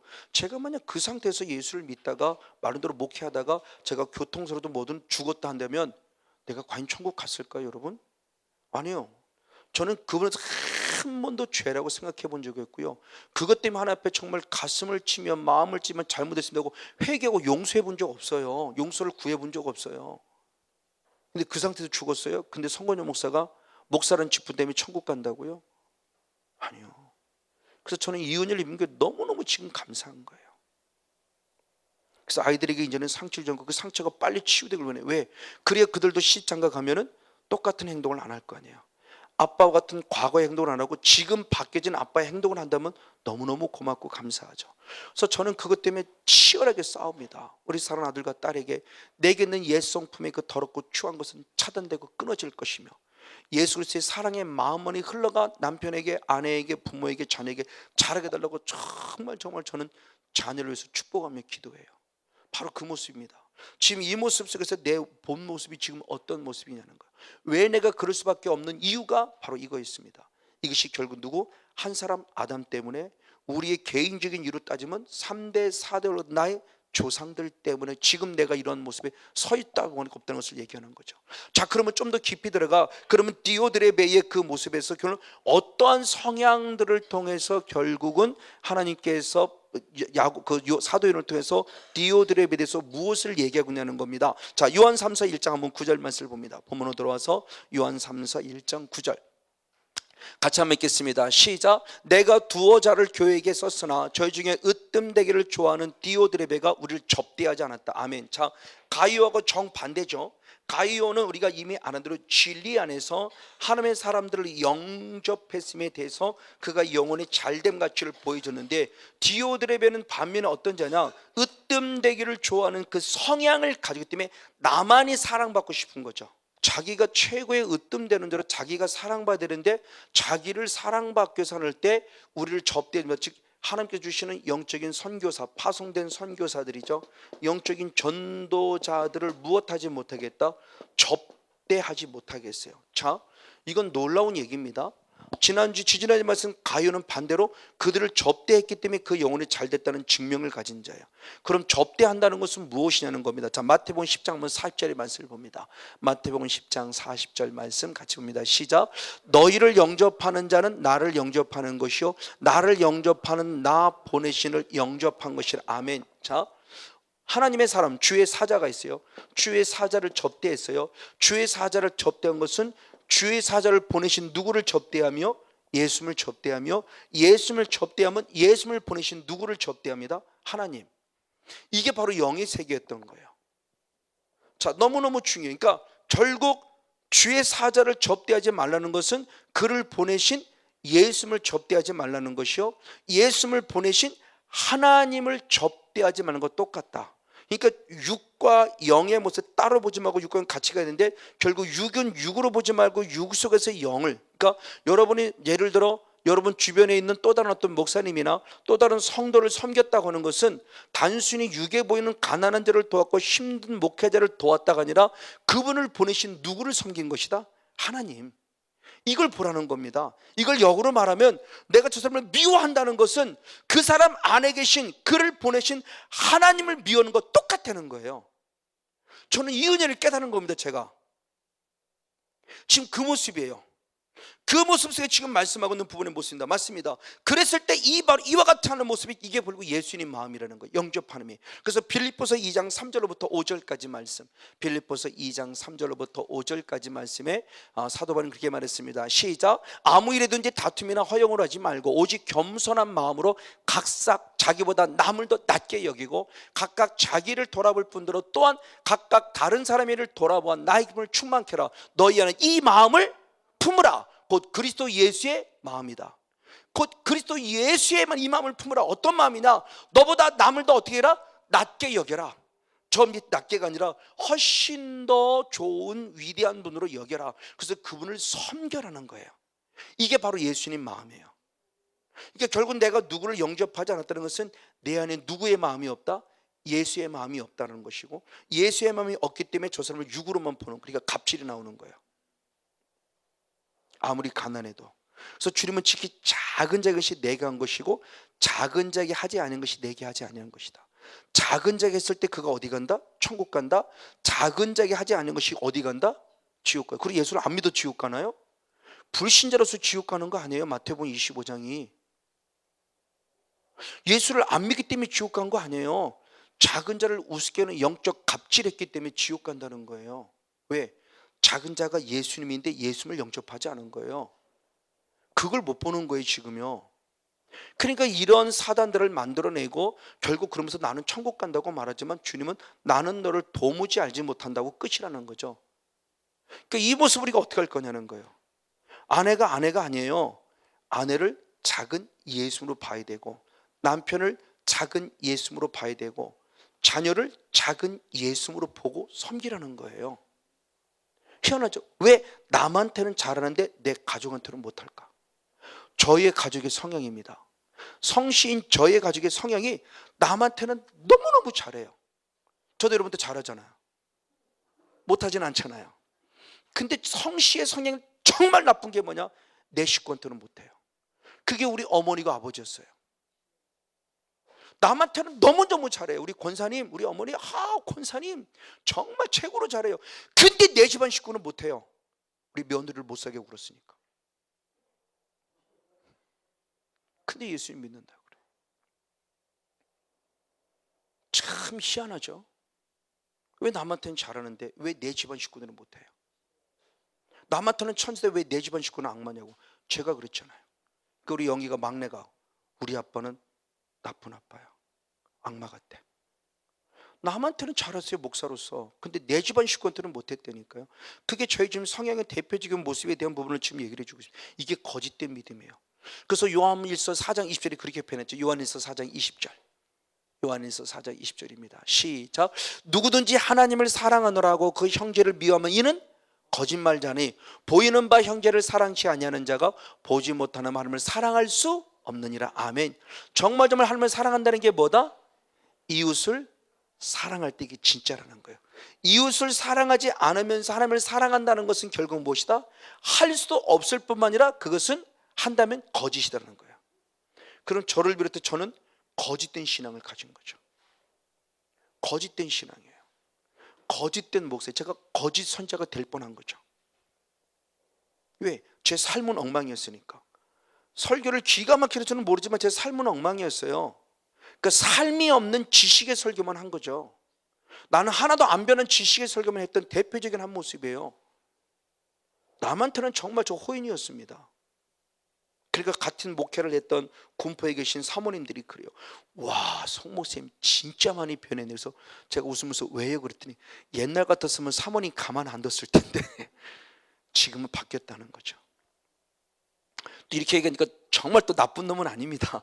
집사람 여보 그렇게 하면 당신 정말 나쁜 사람은 폭력. 아니 그런 사람은 아니었고 집사람을 조금 제가 괴롭히고 못살게 굴었다는 그런 부분 속에서 잘하지 못했다는 걸 얘기하는 거죠. 어떤 이 모습입니다. 지금 하나님께서 지금 우리들에게 원하시는 바가 그래서 사도 바울로서 자기를 하나님을 믿지 않았을 때 하나님을 알지 못하고 범한 죄였음을 고백하는 게 디모데전서 1장 13절이죠. 디모데전서 1장 13절의 말씀을 봅니다. 같이 한번 읽겠습니다. 같이 있습니다. 시작. 내가 전에는 해방자였고 폭박자였고 폭행자였으나 도리어 긍휼을 입은 것은 내가 믿지 아니할 때 알지 못하게 했다 그래요. 내가 왜 핍박자가 됐고 왜 내가 폭행자가 왜 내가 박해자가 됐느냐, 그게 그때는 함께 열심인 줄 알았어요. 근데 실제 영의 세를 보니까 자기는 하나님을 진짜 믿은 게 아니었고 하나님을 진짜 아는 게 아니었다는 자신의 신앙을 고백하는 거예요. 정말 인격적인 예수를 만나고 나면 저 고백이 저절로 나와요. 저는 그래서 하나님 앞에 정말 잘못했습니다 고백을 참 수시로 합니다. 그냥 잘못했습니다, 용서해 주세요가 아니에요. 그래서 제 솔직한 심리, 하나님 정말 죄송해요, 정말 죄송하고 송구스러워요, 이 고백이 진짜 나와요.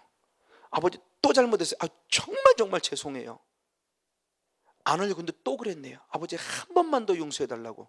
정말 제 가슴속 깊은 그냥 아버지 용서해 줘, 잘못해 용서해, 이런 그냥 사탕발림의 고백이 아니라 정말 제 가슴속 깊은 것으로 나오는 그 정말 죄송하다는 마음, 송구스럽다는 마음이 저절로 나와요. 그래서 하나님께 정말로 죄송하다고, 한 번만 더 용서해 달라고, 아버지 한 번 더 잘할게요, 한 번만 더 용서해 달라고 하는 고백이 진짜로 나옵니다. 눈물 속에 간절히 나오죠. 바로 이 신앙의 모습인데 그걸 결국 못했다고 하는 거예요. 못하는 것은 결국 뭐냐, 내가 하나님을 결국 아는 게 아니었어요. 내가 하나님을 결국 믿는 게 아니었어요. 그러면 이런 사람을 사도요는 어떻게 했느냐, 요한 3서 1장 11절의 말씀을 봅니다. 요한 3서 1장 11절 말씀, 네, 같이 한번 보겠습니다. 시작. 사랑하는 자여 악한 것을 본받지 말고 선한 것을 본받으라. 선을 행하는 자는 하나님께 속하고 악을 행하는 자는 하나님을 배웁지 못했다. 악을 행하는 자 하나님을 뵙지 못했대요. 자, 분명히 예수 믿어요. 그래서 구원 얻었어요. 그런데 내가 지금 악을 행해요. 그럼 이 사람은 뭐냐, 하나님을 보지 못했다고 그래요. 이게 뭐냐는 거예요. 분명히 믿으면 구원 얻었으면 하나님을 봤다는 게 당연한데 하나님을 보지 못했다고 그래요.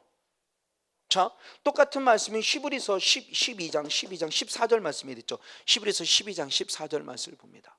같이 있습니다. 시작. 모든 사람으로 더불어 화평함과 거룩함을 쫓으라. 이것이 없이는 아무도 주를 보지. 분명히 예수를 믿어요. 근데 화평하지 못하고 거룩함을 쫓지 못하면 나는 주님을 보지 못해요. 마태복음 5장 8절, 8복에도 똑같은 말이죠. 마태복음 5장 8절. 마태복음 5장 8절. 시작. 마음이 청결한 자는 복이 있나니 저희가 하나님을 볼 것이요. 저걸 역으로 말하면 마음이 청결하지 못하면 내가 하나님을 보지 못해요. 분명히 예수 믿어요. 근데 또 옛사람의 성향을 갖고 또 옛사람의 삶을 살아가면서 구원 얻었다고 착각하지 마라.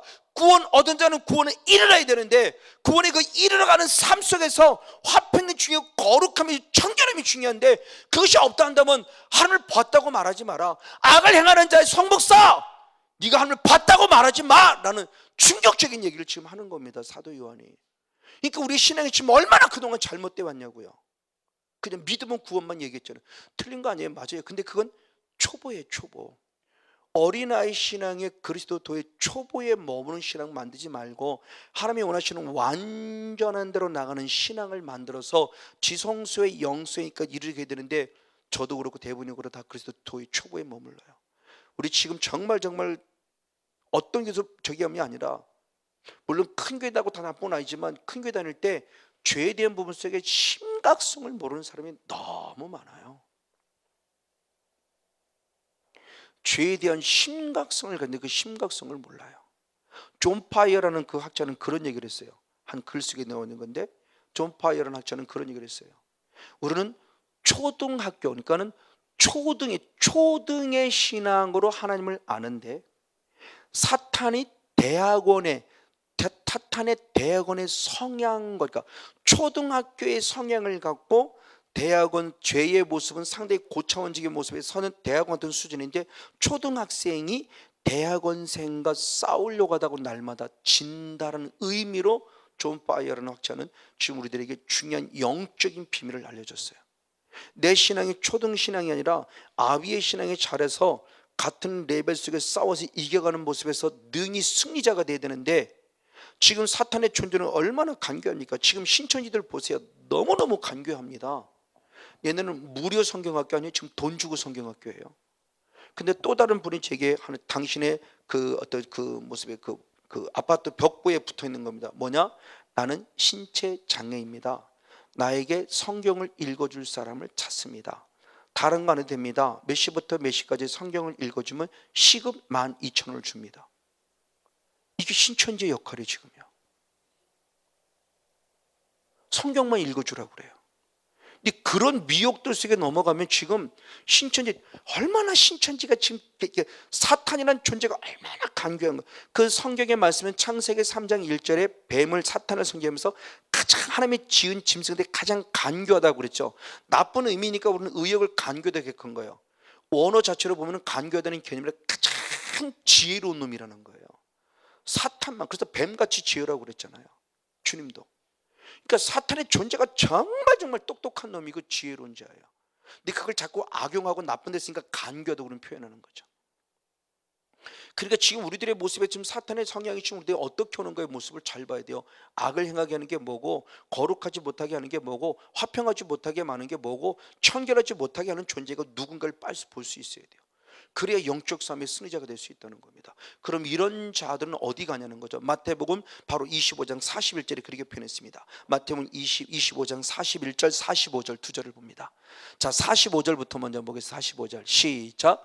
이에 임금이 가라사대, 임금이 대답하여 가라사대, 내가 진실로 너에게 이르노니 이 지극히 작은 자 하나에게 하지 아니한 것이고 내게 하지 아니한 것이라. 그럼 41절, 그런 사람이 어디에 가느냐. 41절 올라갑니다. 또 왼편에 있는 자들에게 이르시되 저주를 받은 자들아 나를 떠나 마귀와 그 사자를 예비된 영영은 어디 들어가라? 둘. 원래는 누가 들어가게끔 되어 있다? 마귀를 들어가게끔 만들려고 지옥이 누구까지 끌고 들어가요? 사탄이 우리까지 끌고 들어가는 거예요. 지금요. 악한 자, 작은 자에게 하지 아니한 것이요. 지금 이겁니다. 자, 그런데 이 디오드레베는 하나님의 사람만 자기만 영접하지 않은 것이 어떤 사건. 다시 본문으로 돌아와서 이러므로 내가 가면 그 행한 일을 잊지 아니하리라. 저가 악한 말로 우리를 망령되이 편론하고도 유의 부족하여 형제를 접대치도 아니하고 접대하고자 하는 자를 금하여 교회에서 내어 쫓는도다. 어떤 사건이냐? 자기도 영접하지 않았을 뿐만 아니라 그 성도들까지도 하나님의 사람을 영접하지 못하게 만들었고, 영접하는 교회에서 쫓아냈고, 그리고 자기의 말을 통해서 하나님의 사람들을 망령되도록 편론하게 만들었다. 부정적인 말, 비판하게 만들었다. 디오드레베가 범하는 죄입니다. 으뜸되길 원하는 사탄의 성향을 가진 자에 보여 하나님의 사랑을 영접하지 못하게 했고, 하고자 하는 대로 못하게 했고, 하려고 했더니 교회에서 내쫓았고, 그리고 말을 통해서 범죄했어요. 그래서 주님 마태복음 7장 1절 2절에 그렇게 표현했죠. 마태복음 7장 1절 2절을 봅니다. 같이 있습니다. 시작. 비판을 받지 아니하려거든 비판하지 말라. 아멘. 너희의 비판하는 그 비판으로 너희의 비판을 받을 것이요 너희의 헤아리는 그 헤아림으로 너희가 헤아림을 받을 것이라. 아멘. 비판하지 말라. 근데 주님은 단순히 비판하지 말라가 아니라 비판하면 너도 무엇 받는다? 비판을 받는다는 거예요. 그래서 저는 성향 자체가 누군가를 비판하지 않아요. 그 예를 들면 그거예요. 한때 같이 많이 왔어요. 어느 누가 얘기합니다. 홍 목사님 왜 사람에게 안 가는 줄 누구 왜 하는데 누구를 세워서 그랬대요. 그래서 쓸데없는 소리 하지 마. 당신 안 와도 돼. 내가 나는 그래도 그 사람 세워야 돼. 여러분 사람 따라옵니까? 그 사람이 여기 있으면 안 오고 그 사람이 여기 없으면 옵니까? 내 마음에 드는 사람이 없으면 오고 내 마음에 드는 사람이 내 마음에 들지 않는 사람이 있으면 여러분 안 옵니까? 하나님 바라보고 온 거 아닌가요? 어떻게 그런 말을 그렇게 스스럼 없이 하지? 저는 그 말에 너무너무 마음 아파요. 자, 정말 인격적인 예수를 좀 만나자고 그렇게 얘기를 해도 아직도 이 사람은 인격적인 예수가 아니구나. 아직도 능력이 흔히 말하는 눈에 보이는 현상이구나. 아니요, 나는 그랬어요. 아니요, 저는 그 사람을 세울 겁니다. 당신이 저에게 누구라고 뭐라고 저를 쌍 욕을 해도 아니요, 하나님이 원하시는 다른 곳에 가시더라도 저는 그 사람을 세워요. 왜? 지극히 작은 자예요. 당신은 더 큰 자를 찾아가세요. 나는 지극히 작은 자를 세워야 돼요. 당신이 그렇게 함부로 말할 사람이 아니에요. 그러니까 우리들의 모습이 정말 이렇게 성건영 목사라는 사람은 이런 식으로 얘기를 하고 이런 식으로 섬기고 이렇게 식으로 좀 참된 예수를 만나자고 얘기를 해도 육을 따라가냐는 거죠. 왜 자꾸 눈에 보이는 현상을 따라가냐는 거죠. 그걸 알면 현상이 아니라 그 실체인 예수님 안에 들어오는 영성이 되어야 되는데, 저는 그걸 지금 말하고 있고, 지금 사도 요한도 역시 똑같이 지금 그걸 말하고 있는 거예요. 그 모습을 보여줘야 돼요. 근데 이 말에 대한 모습의 가장 대표적인 또 다른 아픔을 준 자가 누구냐는 거죠. 바로 그 모습이 후메네와 알렉산더입니다. 그래서 아까처럼 내가 돌아가면 내가 너희들의 모습을 반드시 기억한다는 말은 결국 대표적인 케이스로 보여준다는 겁니다. 그게 바로 아나니아와 삽비라가 죽음을 당하는 사건을 통해서 이스라엘 백성들에게 대표적인 모델 케이스를 보여준 것처럼 사도들이 그렇게 하겠다는 거예요. 그러나 그건 중요한 모습보다 또 다른 모습에 이 말 때문에 아픔을 겪은 사람이 또 사람이 누가 있냐? 후메네와 알렉산더인데, 디모데후서 2장 17절의 말씀을 봅니다. 디모데후서 2장 17절, 16절, 17절 연이 봅니다. 시작. 17절 먼저 있습니다. 시작. 저희 말은 독한 창질의 썩어져 감과 같은데 그 중에 후메네와 알렉산더, 빌레도, 알렉산더, 디모데 전서는 후메네와 알렉산더, 디모데서는 후메네와 빌레도가 있어요. 저들은 무엇하는 자냐? 저희 말은 독한 창질의 썩은, 즉 종악, 악성 종약, 암덩어리가, 저희들이 하는 말 자체가 암덩어리 같은 말을 해요. 즉 남을 살리는 말을 죽이는 말을 한다는 겁니다. 그러면서 16절의 말씀에 망령되고 헛된 말을 버리는 거예요. 그들이 하는 말은 망령되고 헛된 말이에요. 물론 교리적인 부분입니다. 부활이 지나갔다고 말하는 부분이에요. 이들은 다 부활의 신앙을 가지고 있는데 부활의 모습을 부인하면서 부활이 지나갔다고 말하며 교회의 영적 분이 흐트리고 있는 거예요. 그런데 그것이 오늘 우리들 속에 적용될 때 교리적인 부분의 모습도 마찬가지지만 우리 일상적인 말에 대한 모습도 분명히 후메네와 알렉산더와 같은 사람의 모습이 있다는 말입니다. 자, 그런 또 다른 말을 하는 사람의 모습이 결국 누구냐? 가나안 땅을 정탐했던 10명의 바로 사람들의 고백입니다. 어떻게 고백하느냐? 민수기 13장의 말씀을 봅니다. 민수기 13장 31절로 33절까지 역시 한번 같이 있습니다. 시작. 그와 함께 올라갔던 사람들은 가로되 우리는 능히 올라가서 그 백성을 치지 못하리라. 그들은 우리보다 강하니라 하고 이스라엘 자손 앞에서 그 탐지한 땅을 악평하여 거르되 우리가 두루 다니며 탐지한 땅은 그 거민을 삼키는 땅이요 거기서 본 모든 백성은 신장이 장대한 자들이며 거기서 또 네피림의 우선 아낙 자손의 대장부들을 보았나니 우리는 스스로 보기에도 메뚜기 같으니 그들의 보기에도 그와 같았을 것이라. 아멘. 자, 하나님이 주기로 약속하고 정탐하러 온 거예요. 내가 줄게 정탐하고 와. 근데 정탐하고 온 열집하는 악평했어요. 나는 메뚜기라고 표현했어요. 근데 이 이야기를 들은 백성들의 반응이 어땠냐는 거예요. 민수기 14장 1절 2절을 봅니다. 민수기 14장 1절 2절 시작. 온 회중이 소리를 높여 부르짖으며 밤새도록 백성이 곡하였더라. 이스라엘 자손이 다 모세와 아론을 원망하며 온 회중이 그들에게 이르되 우리가 애굽 땅에서 죽었거나 이 광야에서 죽었다면 좋았을 것을. 10명의 부정적인 이야기를 들은 사람은 어떻게 했냐는 거예요. 후메네와 알렉산더 똑같은 거예요. 그 부정적인 한마디가 교회 영적 분위기를 깨트린 것처럼 10명의 이 사람들의 부정적인 얘기가 이스라엘 백성의 긍정 역사를 완전히 깨트려 버렸어요. 원망하기 시작했어요.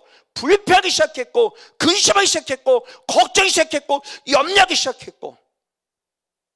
부족하지만 저와 여러분 많은 시간 가운데 보낸 사람도 있어요. 저로부터 한 번도 부정적인 이야기 들어본 적 있습니까?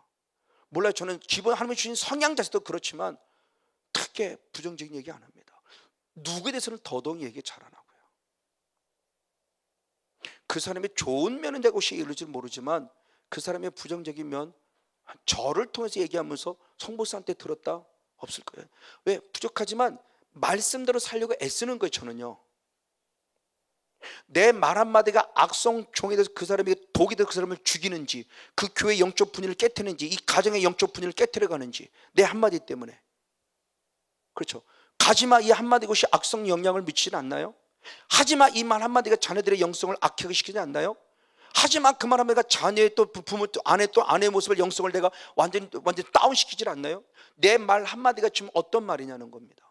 원망 한마디, 불평 한마디, 걱정의 한마디, 염려 한마디가 지금 긍정적인 요인을 주고 용기를 주고 힘을 줘도 일어날까 말까 할 뿐인데 말 한마디를 툭 던진 그 말 한마디가 지금 누군가에게는 죽이는 말 한마디 되고 있지 않는가? 지금 후메네와 알렉산더의 모습이 지금 이와 같이 10명의 정탐꾼의 목소리와 똑같지 않냐는 거죠. 근데 영으로 보니까 분명히 모세와 아론을 향해서 원망했어요. 근데 영의 세계에서는 아니었어요. 주님 이렇게 표현합니다. 민수기 14장 27절의 말씀을 봅니다. 민수기 14장 27절 28절을 연연 보겠습니다. 시작. 나를 원망하는 이 악한 회중을 내가 어느 때까지 참으랴? 이스라엘 자손이 나를 향하여 원망하는 바 그 원망한 말 내가 들었다. 자, 분명히 이스라엘 백성은 육적으로는 모세와 아론을 향해 원망했어요. 근데 하나님은 누구를 향한 원망으로 들었다? 하나님을 향한 원망으로 들었어요. 여러분이 누군가에게 원망했어요. 그건 그 안에 계신 누구께? 하나님께 원망하는 거. 나는 모르고 나는 남편에게 원망하고 나는 아내에게 원망. 아니요, 영의 세계에서는 남편과 아내에게 원망한 것이 아니라 하나님께 원망한 거예요. 지금 주님이 그거 얘기하는 겁니다. 분명히 13장에서는 모세와 아론에게 원망했는데 14장에서는 너희가 지금 나를 원망하고 있구나. 똑같은 말씀이 출애굽기 15장에도 기록되어 있죠. 15장에도 모세를 원망했는데 주님이 나를 위해서 원망했다고 그래요. 이게 바로 영적인 비밀이에요. 사무엘상 8장의 말씀에도 그들이 이스라엘 백성의 선지자를 원하지 않으면 결국 나를 원하지 않음이라고 말해요. 이 비밀을 빨리 깨달아야 돼요. 제발 육을 육으로만 살지 말고 육을 통해서 영을 보라는 말을 수없이 얘기하잖아요. 지금 내가 육적인 말을 하냐? 아니요, 영적인 말을 하고. 여러분, 말 한마디 한마디가 살릴 수도 있고 죽일 수도 있어요. 근데 그게 결국 하나님을 향해서 도전할 수 있다는 거죠. 그러니까 여러분의 말 한마디 한마디가 얼마나 중요한 거예요. 아내를 사랑한다는 거죠. 아내를 사랑하는 것은 육으로는 아내일 수 있지만 저는 영의 세계 속에서 아내 안에 계신 하나님을 향한 사랑의 고백으로 사랑을 고백해요. 오늘 아침에 일어나서 여보 사랑해, 고마워, 옆에 있어서. 단순히 육이 아니라 그 안에 계신 또 다른 하나님의 모습. 하나님 저를 떠나지 않아서 아내를 통해 같이 곁에 계시니 감사하고 감사합니다, 사랑합니다 고백을 하는 거죠. 이 신앙의 고백이 저는 대단하다고. 왜? 말의 권세는. 왜? 주님은 말 한대로 일한다고 했으니까. 그래서 28절에 그럽니다. 그들에게 이르기를 여호와의 말씀에 나의 삶을 가리켜 맹세하노라. 아멘. 너희 말이 내 귀에 들린 대로 내가 너희에게 행하리라. 하나님이 결국 우리의 하나님의 하나님의 귀에 들린 대로 일한다는 거죠. 그 성건종 목사에게 들린 대로 하나님이 듣고 일하신다는 거죠. 그래서 저도 좀 이렇게 힘든 시간의 모습이 있었어요. 왜? 자꾸 부정적인 얘기를 들으니까 그만해라고 자꾸 들려요.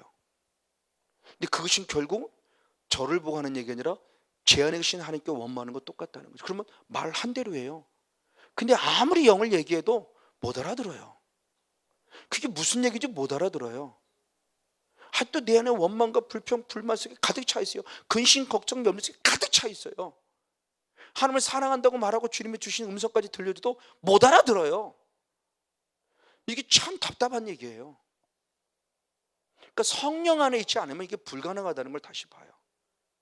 참 너무나 아파요. 근데 그것이 저에게는 또한 데미지예요. 제 안에 계신 하나님도 아프겠지만 제 영의 모습도 자꾸 그 얘기를 들을 때 데미지예요. 그러니까 제가 한 방에 쓰러진 건 아니에요. 근데 흔히 말하는 잽을 100방 맞으니까 저도 혼미해지는 거 지금 권투하면서. 한 방에만 쓰러지는 게 아니에요. 잽을 계속 맞으면 나도 혼미해요. 불안해요. 그래서 이거 빨리, 그래서 제 귀를 또 씻어내고 하나님 들리지 않게 하옵소서, 들리지 않게 하옵소서 막 차단하고 끊으려고 또 기도합니다.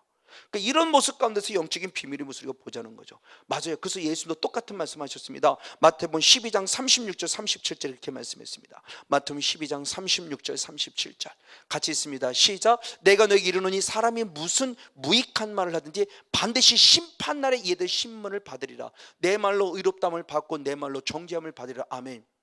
예수 믿는 불신자가 아닙니다. 예수 믿는 우리들도 반드시 마지막 때의 최후의 심판, 행위 심판을 받는데 악을 행했냐뿐 아니라 네가 무슨 말을 했냐에 따라서 네 말로 의롭다함을 받기도 하고 네 말로 정죄함도 받는다. 마지막 심판 때 신문 받는다고 그래요. 믿음이 뭐냐고 나오는 거죠. 도대체 믿음이 그냥 믿음이 믿습니다 그러고 교회 주변에 믿음 아니요. 내 삶이에요. 삶. 내 삶을 내가 하루하루 어떻게 지금 살아가고 있는가.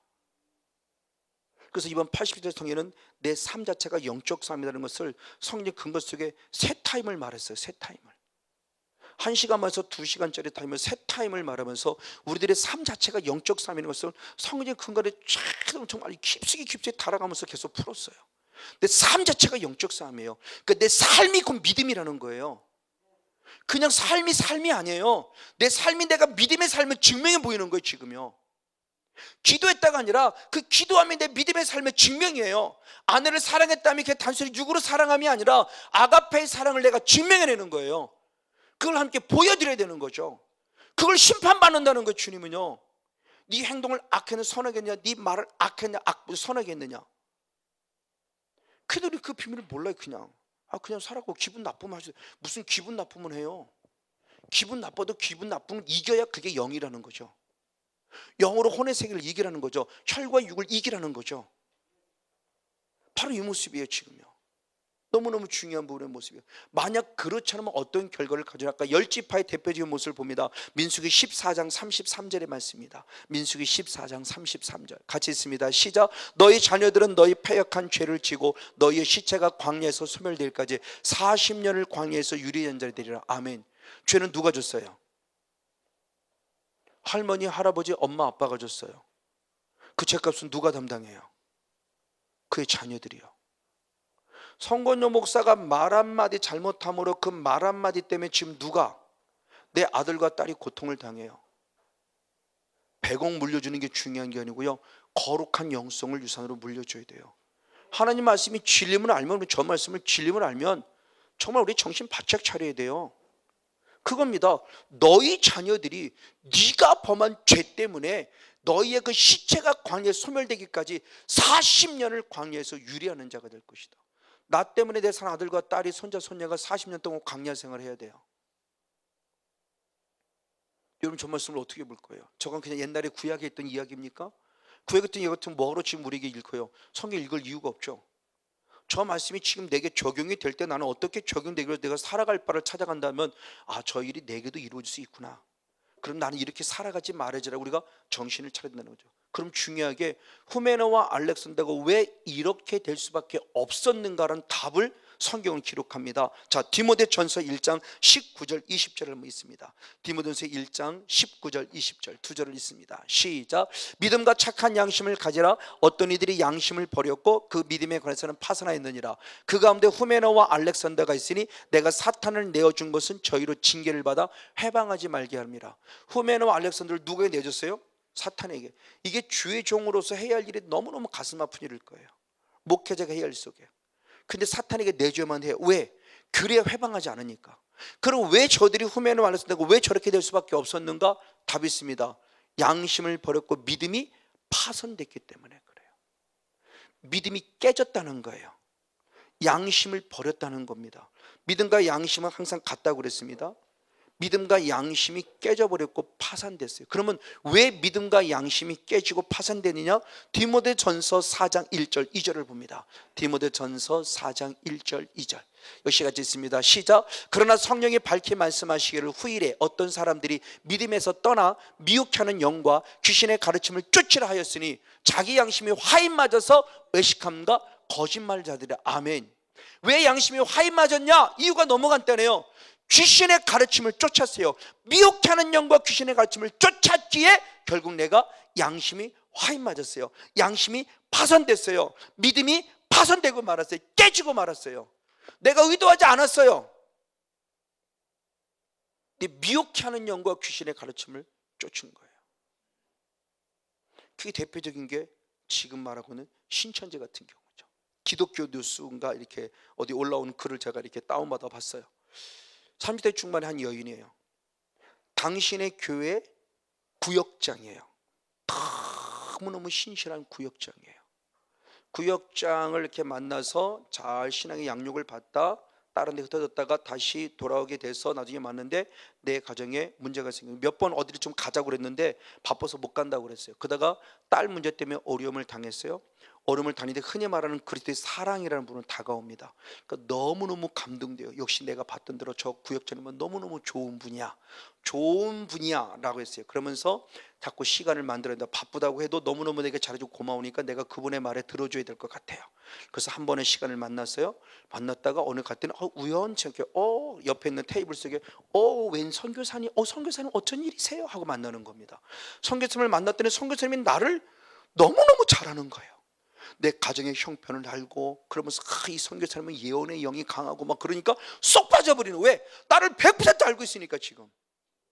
그래서 빠져서 결국은 나중에 성경 공부 들어가는데 하나님의 놀라운 은혜가 임한 거. 이건 아니다 싶은 게 드디어 발견. 이게 참 그런 감사한 거죠. 저는 그게 하나님의 은혜라고 생각해요. 아니다 싶으니까 이건 아니야 싶은 나중에 나온 거죠. 그 방해가 또 엄청났고요. 그러면서 자기의 그 잘못되어진 모습에 사탄의 존재가 지금 어떻게 다가오는 모습에서 결국 첫 번째가 뭐냐? 사랑으로 다가옵니다. 근데 마지막은 꼭 그 얘기를 세 가지를 얘기했는데 무슨 뭐 하나님은 당신을 사랑한다 얘기하고 당신에게 큰 비전이 있다 얘기하면서 붕 떠놓고 마는 거. 근데 마지막이 뭐냐? 나를 만났다는 얘기를 아무한테도 하지 마세요. 이게 꼭 마지막이에요. 그 자기를 만났다는 얘기를, 자기한테 이런 얘기를 들었더니 아무도 혼자만 은밀히 알고 기도하라는 거예요. 그러면 첫 번째, 두 번째가 이미 뿅 받았기 때문에 고개를 끄덕이는 겁니다. 아무한테 말아야 돼요. 그 다음에 발견이 됩니다. 그러니까 그러면 집 나와요. 하나님의 음성 들었는데 집 나오래요. 남편 버리고 나와요. 그래서 그 여인도 결국 한 1년 6개월인가를 집을 나가서 아이와 남편을 나가서 있다가 하나님의 은혜 가운데 잘못됐다 싶어서 깊이 들어갈 뻔했을 때 나오게 된 계기에 된 부분의 모습이에요. 이게 양심이 화인 맞은 자죠. 성경 어디에 남편 버리고 애들 버리고 나오라 그랬나요? 근데 자기는 완전 빠져버리는 거예요. 그러니까 나온 거예요. 근데 가르침을 들여다보니까 아닌 것 같은 게 발견돼서 나왔는 걸 보니까 신천지였다는 거죠. 그럼 그 구역장이 그 교회 참 좋으신 구역장이에요. 참 좋으신 구역장. 그리스도의 사랑을 기가 막히게 바라는 참 좋으신 구역장이에요. 근데 신천지였어요. 핵심. 그리고 귀정께 딱 들어가서 박아서 성도를 지금 계속 빼내가고 죽여가고 있는 거예요. 그럼 우리 교회는 어떠냐는 거죠. 우리 교회는 지금 우리들이 지금 일반적인 교회는 이 신천 양심의 화인 맞은 자, 그러니까 거짓말이잖아요. 얼마나 거짓된 신앙이에요. 그래서 목사님한테 잘하고 교회 잘하는 것 같으면서 교회를 파괴시켜가고 믿음이 파손된 자죠. 양심이 파손된 자예요. 바로 그런 대표적인 모습을 지금 모습을 봅니다. 바로 그런 모습들이 지금 이런 모습을 봤기 때문에 주님께서는 뭐라고 말하냐? 요한 3서 1장 11절에 그렇게 표현했습니다. 요한 3서 1장 11절 역시 한번 같이 있습니다. 시작. 사랑하는 자의 악한 것을 본받지 말고 아멘. 선한 것을 본받으라. 선을 행하는 자는 하나님께 속하고 악을 행하는 자는 하나님을 배웁지 못하니라. 아멘. 악한 것을 본받지 말라. 근데 그걸 분별하기까지가 쉽지 않았던 거죠. 이걸 빨리 분별할 수 있는 거죠. 목회자로부터 무슨 성도 다 같이 빨리. 이번에 느헤미야를 좀 강의했을 때 산발락과 도비야와 게셈, 그 도비야라는 존재가 성도 앞에는 좋은 사람이었잖아요. 근데 느헤미야는 두렵게 만드는 죽이는 자였어요. 이런 사람을 빨리 분별해서 찾아내서 그를 끄집어낸다는 게, 근데 나중에는 끄집어내지 못하죠. 오히려 사위까지 되잖아요. 제사장이. 그러니까 나중에 느헤미야에서 차단시켜버리잖아요. 그러니까 참 이게 영적인 세계 속에 내 안에 있는, 그런데 교회 안에 있는, 가정 안에 있는 이 산발락과 도비와 게셈 같은 존재, 이 악한 같은 존재를 빨리 끄집어낸다는 게 너무너무 중요한 거예요. 이 존재가 지금 우리를 죽여오기 때문에 이들의 모습을 본받지 말고 선한 것을 본받으라는 겁니다. 자, 그러면 중요해요. 그럼 우리는 어떤 말을 해야 되느냐? 다음 성경만 찾으면서 마치겠습니다. 베드로전서 4장 11절. 베드로전서 4장 11절 말씀 시작. 만일 누가 말을 하면 하나님의 말씀을 같이 하라. 할렐루야. 우리의 말은 곧 무슨 말? 하나님의 말씀만 하라는 거죠. 하나님의 말씀을 하는 거죠. 제발 부정적인 얘기, 염려, 근심 이런 얘기 하지 말고, 원망이 하지 말고 긍정의 얘기, 하나님의 말씀 주신 말씀이 얼마나 좋은 말씀들이 많아요. 우리는 그 말씀을 하는 것이 용기를 줘야 된다는 거죠. 두 번째의 모습은 빌립보 3장 3절. 빌립보 3장 3절 역시 있습니다. 시작. 하나님의 성령으로 봉사하며 그리스도 예수만을 자랑하고 육체로 신뢰하자는 우리가 곧 할례당이라. 영적 할례당으로서 오직 누구만을 자랑하라? 예수. 내가 자랑되지 말고 누구? 예수. 누구를 자랑하지 말고 오직 예수. 예수만을 자랑하라. 그렇죠? 성건용 목사 안에 계신 신실하신 변없는 예수를 보기를 축복해요. 그 예수를 봐야 돼요. 왜? 성건용 목사는 육을 가졌기 때문에 얼마든지 실수할 수 있어요. 잘하고자 하지만 내가 원하는 실수는 있을 수 있어요. 그럴 때 실수를 보지 말고 잘하려고 했던 살아계신 하나님의 영광의 역사를 보라는 거죠. 지금 하나님께서 성건용 목사를 지금 어떻게 다듬어가 어떻게 이끌어가는 걸 보라는 겁니다. 우린 그걸 볼 수 있는 자, 그것이 바로 예수님을 자랑할 수 있는 자. 세 번째 마지막이죠. 요한 3서 1장 12절 말씀. 요한 3서 1장 12절 말씀 역시 믿습니다. 시작. 데메드리오는 무사람에게도 진리에게도 증거를 받았으며 우리도 증거하노니 너는 우리의 증거가 참된 줄 아느니라. 아멘. 바로 디오드레베처럼 하지 말고 내가 다시 너에게 데메드리오를 보내노니 그를 잘 영접하는 자가 되라고 말하며 누군가를 세우는 자. 부족하지만 저도 우리 사랑하는 목사님, 사모님, 우리 협력사 한 분 한 분 그리고 여러분을 어떻게든 세우려고 해요. 정말 모르겠어요. 언제까지 영적인 주님의 은혜 가운데 서로가 돕는 자가 될지는 모르지만 저는 여러분을 돕는 자가 되길 원하고 또 부족하면 여러분도 저에게 돕는 자가 됐으면 좋겠어요. 서로 필요한 협력자. 그래서 영적인 유익을 얻고 환경과 조건 속의 유익을 얻고 그래서 서로가 세워가는 자. 저는 여러분을 세워주고 여러분은 저를 세워주고 하나님을 신뢰하기에 주의 선자를 신뢰하는 모습. 바로 그런 영성 안에서 우리의 말 한마디 한마디가 더 많은 사람을 세워가는 축복의 말, 창조의 능력을 가진 말이 돼서 기도 간거는 모든 것들마다 사무엘의 말이 하나도 땅에 떨어지지 아니함같이 여러분의 말도 하나 떨어지지 아니고 반드시 이루어낼 수 있는 영권의 주인공 우리 모두가 되어지기를 예수님의 이름으로 간절히 축복하고 축원을 드립니다. 할렐루야.